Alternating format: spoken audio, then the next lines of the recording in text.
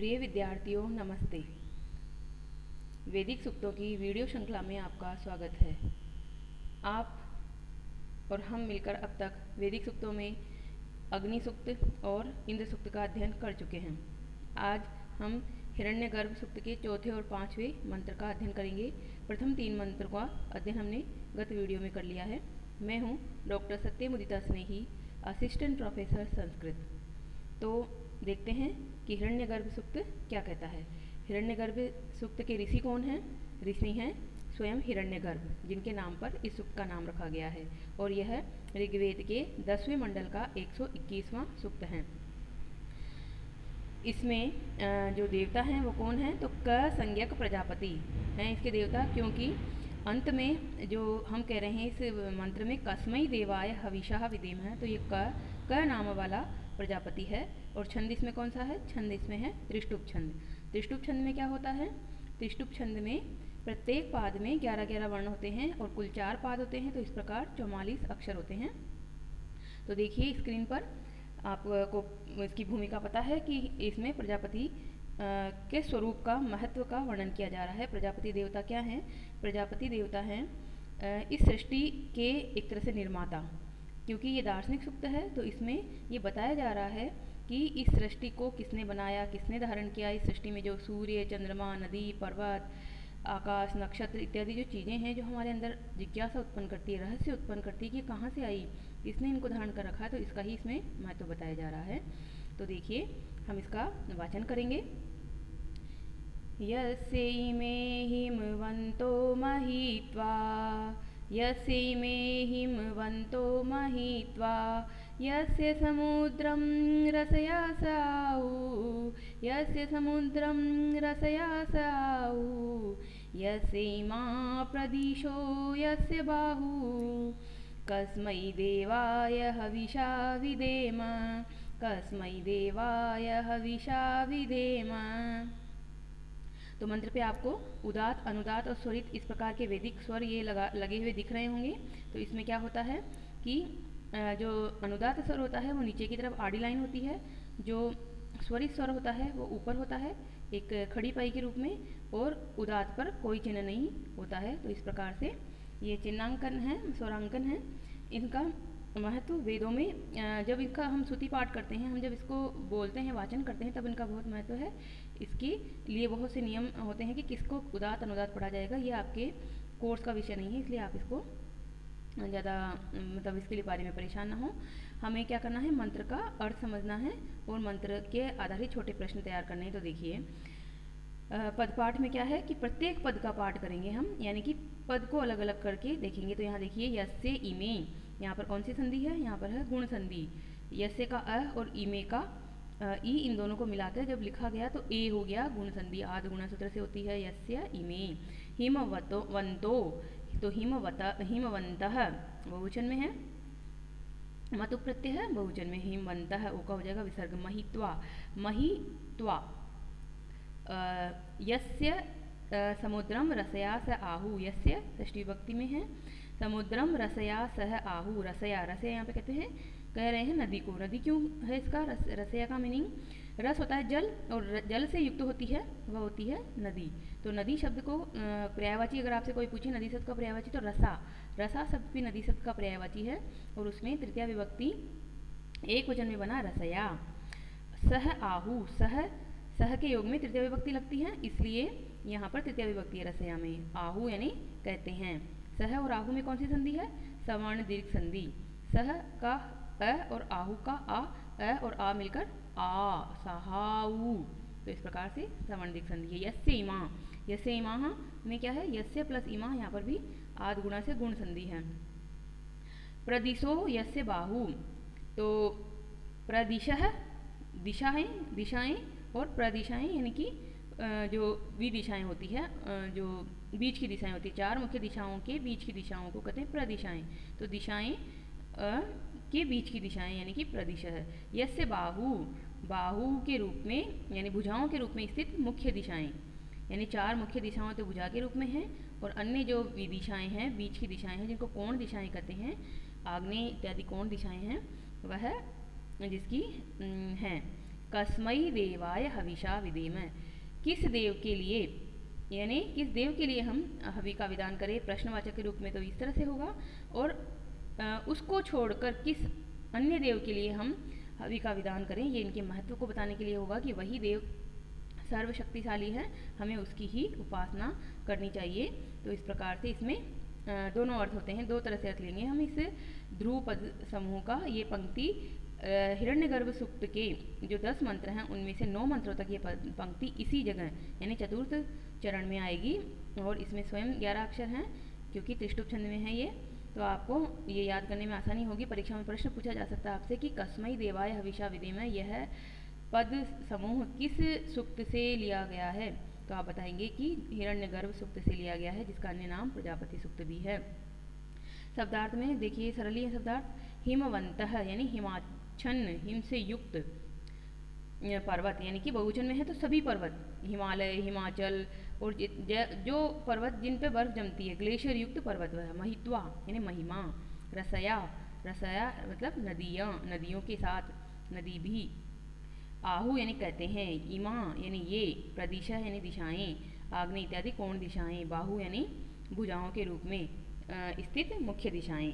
तो देखिए अन्वय में, यस्य महिमा इमे हिमवंतः, जिसकी महिमा ये हिमाच्छादन किए हुए पर्वत हैं, यानी कि हिम यानी बर्फ से ढके हुए ये पर्वत जिसकी महिमा है, यानी जिसकी महिमा के स्वरूप हैं, मतलब जिसकी महिमा को प्रकट करते हैं कि ये पर्वत किसने बनाया, और पर्वतों पे बर्फ है, बर्फ जमी हुई है, इतनी ऊंची ऊंची पर्वत चोटियाँ हैं, किसकी महिमा है, ये भगवान जो हिरण्यगर्भ मतलब जो प्रजापति हैं उनके द्वारा उत्पन्न किए हुए हैं। यस्य महित्वा रसया सह समुद्रम आहु, जिसकी महिमा को रसया सह नदियों के साथ, समुद्रम समुद्र, आहु कहते हैं, नदियों के साथ समुद्र कहते हैं, मतलब इतनी सारी नदियां हैं, वो नदियां एक क्रम से बह रही हैं, बहते हुए जाके समुद्र में मिलती है, इतना अथाह समुद्र है। आपको पता है कि पृथ्वी पर 70% जो है वो समुद्र है, और 30% ही जो होती है वो धरातल है जिस पे हम रहते हैं। तो समुद्र अथाह गंभीर जल राशि है, तो ये किसने मतलब उत्पन्न किया, कहाँ से आया समुद्र में इतना सारा जल, नदियों में जल कौन देता है, इस प्रकार की जो जिज्ञासा है उसका समाधान होता है कि क संज्ञक प्रजापति जो देवता हैं वही हैं, और इन सब को देखकर हम कहते हैं कि जरूर कोई है ऐसा देवता, ऐसा भगवान, ऐसा परमेश्वर, परम पिता जिसने इस सृष्टि को बनाया है। यस्य इमः प्रदिशः, यस्य जिसकी इमः प्रदिशः, यह प्रदिशाएं हैं, विदिशाएं हैं, उपदिशाएं हैं, आग्नेय आदि दिशाएं होती हैं। अभी हम इसको समझते हैं कि कौन कौन सी 4 दिशाएं होती है। तो जिसकी भुजाओं के रूप में अवस्थित ये 4 प्रधान दिशाएं, और प्रदिशा यानी उपदिशाएं बाहु के रूप में यानी भुजाओं के रूप में स्थित हैं, महिमा का प्रकाशन कर रही है। कस्मै देवाय हविषा विधेम, किस अन्य देव के लिए हम हवि का विधान करें, किस देव को हम हमारी हवि सामग्री समर्पित करें, हमारी पूजा सामग्री किस देव को प्राप्त हो। तो अब देखिए आप विशेष में क्या देखेंगे, विशेष में आप देखेंगे एक एक शब्द को हम देखेंगे। तो अभी आपको ये भी जहाँ पर ये शब्द आएगा प्रदिशा, वहाँ पे मैं अच्छे समझाऊंगी कि कैसी दिशाएं, कितनी दिशाएं हैं और कौन सी प्रदिशाएं हैं। यस्य इमे हिमवंतः यस्य बाहु, ये जो पूरी लाइन है इसको हम कैसे समझेंगे, इसके अन्वय और तदनुसार अर्थ में भाष्यकारों में बहुत सारे मत विभेद हैं, पर हमें नहीं जाना है उसमें।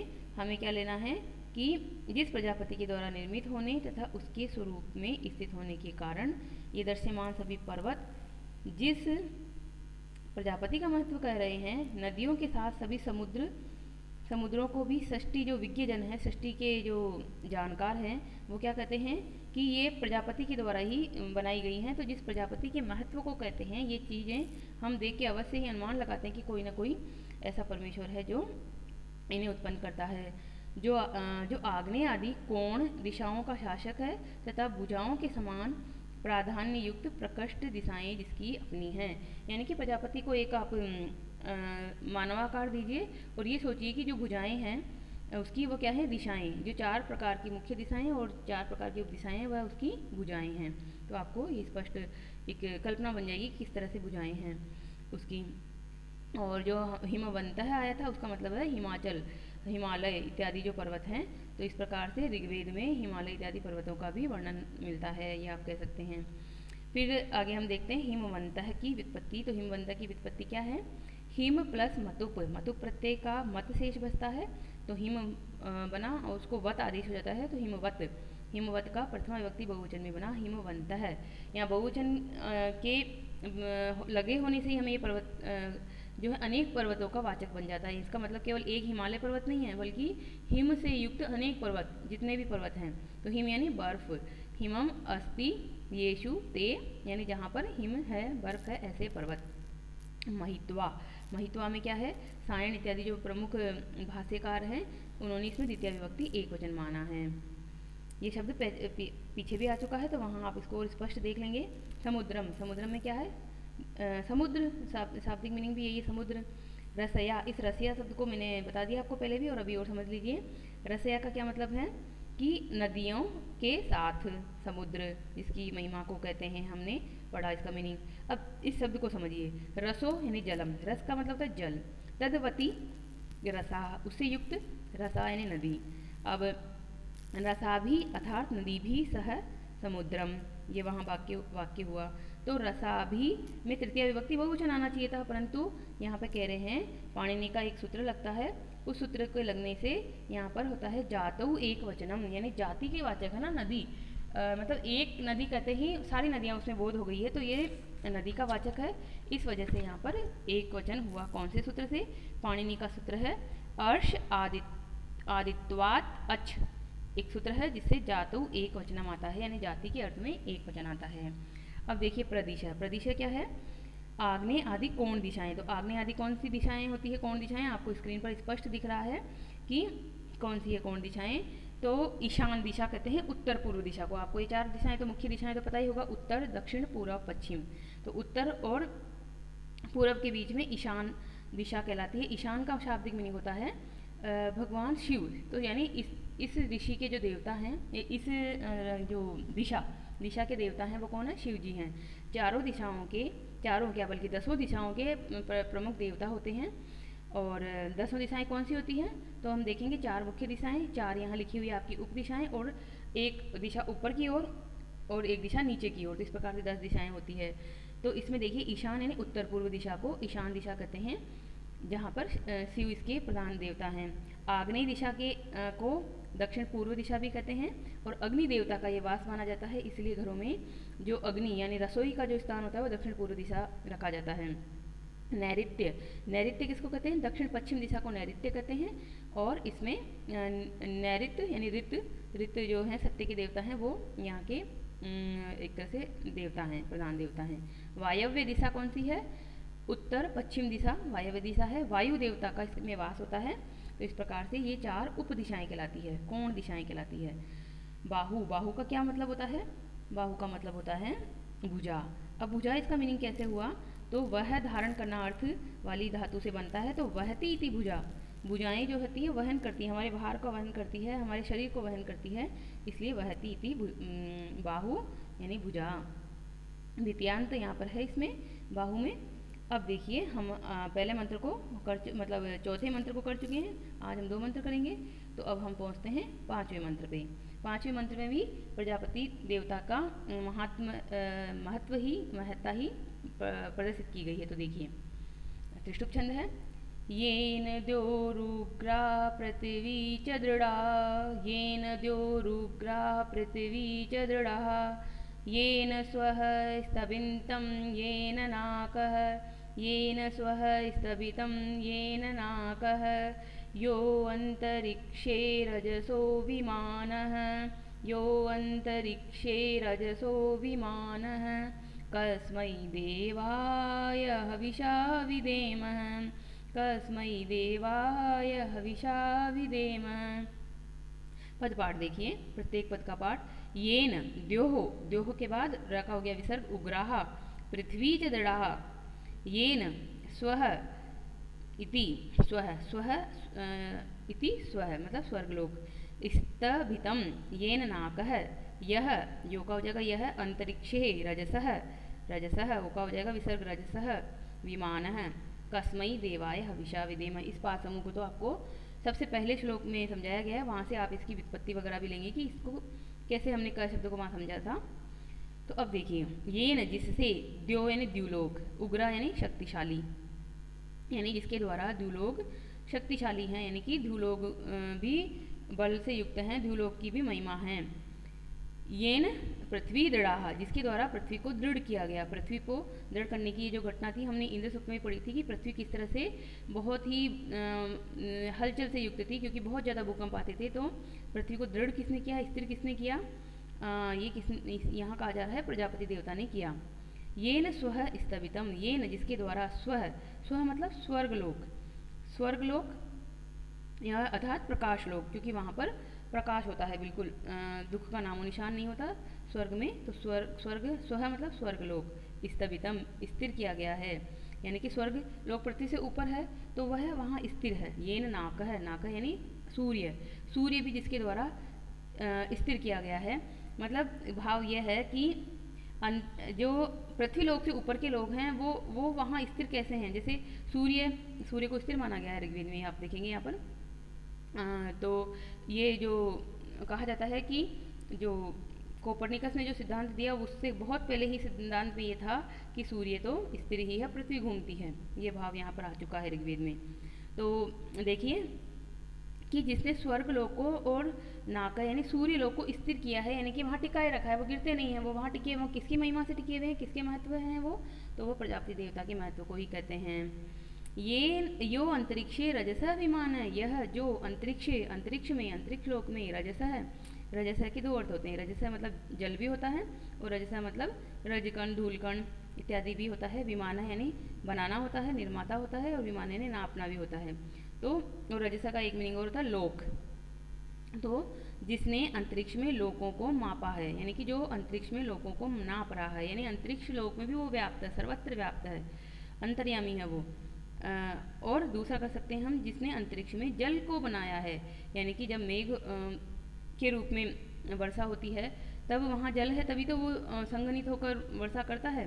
तो ये है कि हर जगह जल है, हर जगह धूल कण है, रजस के कण हैं, तो इनका निर्माता कौन है, अदृश्य होते हैं ये सब कण, तो भी वहाँ होते हैं। हमारे आसपास भी बहुत सारे कण हैं इस अंतरिक्ष लोक में, इस खाली स्थान पर हैं बहुत सारे धूल कण हैं जो हमें अपनी इन खुली आंखों से नहीं दिखते, पर अगर हम माइक्रोस्कोप लगा के देखेंगे तो यहाँ पर आपको असंख्य कण दिखाई देंगे, असंख्य जीव जंतु, बैक्टीरिया, वायरस दिखाई देंगे।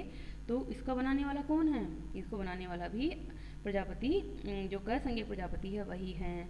कस्मई देवाय हविषा विधेम, किस देव के लिए हम हवि का विधान करें, यानी उसको छोड़कर, जितनी इतनी बड़ी महिमा है उस देव को छोड़कर हम किस देव के लिए हवि का विधान करें, इस प्रकार से यह है। और दूसरा मंत्र प्रश्नवाचक के रूप में रखें हम, तो कि किस देवता के लिए, इतने सारे देव हैं, बहुदेववाद है ऋग्वेद में, तो उनमें से किस देवता को हम हमारी हवि सामग्री का पूजन करें, हवि सामग्री समर्पित करें। तो इस प्रकार से ये हमारे जो क संज्ञक प्रजापति हैं उनका महत्व बता रहा है।